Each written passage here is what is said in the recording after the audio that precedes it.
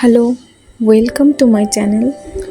আজ বানাচ্ছি অত্যন্ত সুস্বাদু রসুন এবং আমড়ার মিক্স আচার, যেটি খেলে একেবারে স্বাদটা সারা জীবন মুখে লেগে থাকবে।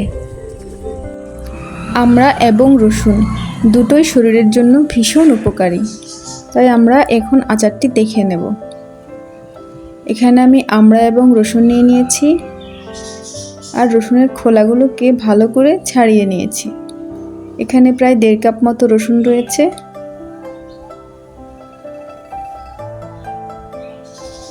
আর নিয়ে নিয়েছি 1 কাপ গুড়। আপনারা চাইলে চিনিও ব্যবহার করতে পারেন। এবার সেদ্ধ করা আমড়াগুলোকে আমি মিক্সি জারে দিয়ে ভালো করে মিক্স করে নিচ্ছি, যাতে করে আমড়ার বাড়তি অংশগুলো মুখের সাথে না লাগে।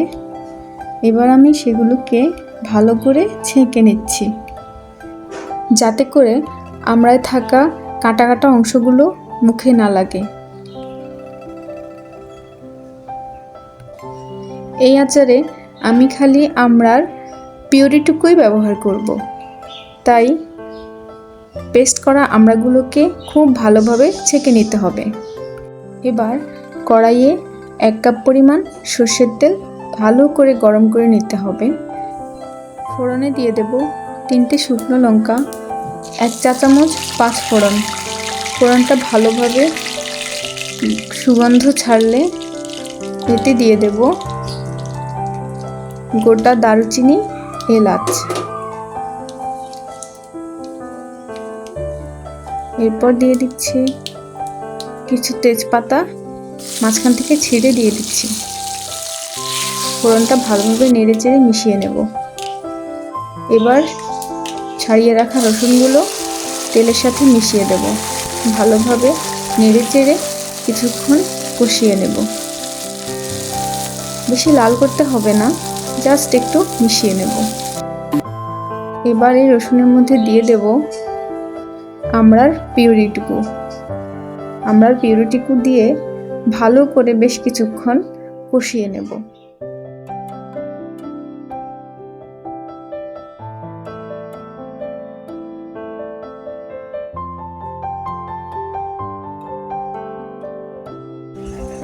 এবার দিয়ে দিচ্ছি স্বাদ মতো লবণ,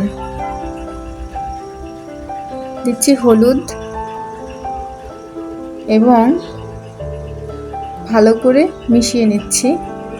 আরও কিছুক্ষণ কষিয়ে দিয়ে দেব স্বাদ মতো মরিচ গুঁড়া। আপনারা আপনাদের স্বাদ অনুযায়ী দিয়ে দেবেন। ভালো করে কষিয়ে নিয়ে এবার দিয়ে দিচ্ছি সেই গ্রেট করা গুড়টা দেওয়ার পরে আরও কিছুক্ষণ গুড়টাকে মিশিয়ে পানি শুকিয়ে যাওয়া পর্যন্ত কষিয়ে রান্না করে নেব। এতে করে আচারটা অনেকটা সুস্বাদু হয়ে যাবে। আচারের কালারটা চেঞ্জ হয়ে এসেছে। এবার দিয়ে দিচ্ছি তেঁতুলের পেস্ট। এই তেঁতুলটিকে আমি ভিনিগারের জলে ভিজিয়ে রেখে পেস্ট করে নিয়েছি, সেটি দিয়ে দিচ্ছি। এটি আচারের স্বাদটাকে দ্বিগুণ বাড়িয়ে দেবে। ভালোভাবে নেড়ে চেড়ে মিশিয়ে নিচ্ছি এবং ভালোভাবে কষিয়ে নিচ্ছি। এবার দিয়ে দিলাম আগে থেকে ড্রাই রোস্ট করে রাখা আচারের মশলা। আপনারা চাইলে এই মশলার ভিডিওটাও আমি চ্যানেলে আপলোড করে দেব। এই মশলাটা আচারে দিলে আচারের টেস্টটা অসম্ভব রকম বেড়ে যায় এবং একটা সুঘ্রাণ পাওয়া যায়। এবার আমি ভালো করে আচারটাকে নেড়ে চেড়ে ভালো করে কষিয়ে জলটা শুকিয়ে একেবারে শুকনো শুকনো করে বানিয়ে নেব।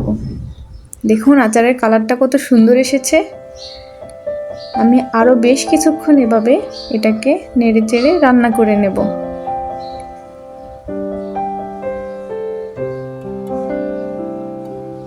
এই আচারটা কিন্তু আমার ফ্যামিলির সবাই খুবই পছন্দ করে এবং বানানোর সাথে সাথেই শেষ হয়ে যায়। দেখুন আচারটা প্রায় হয়ে এসেছে।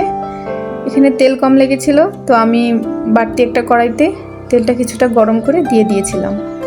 দেখুন আচারটা ঠান্ডা হওয়ার পরে একটা জারে সেট করে নিয়েছি। ধন্যবাদ সকলকে।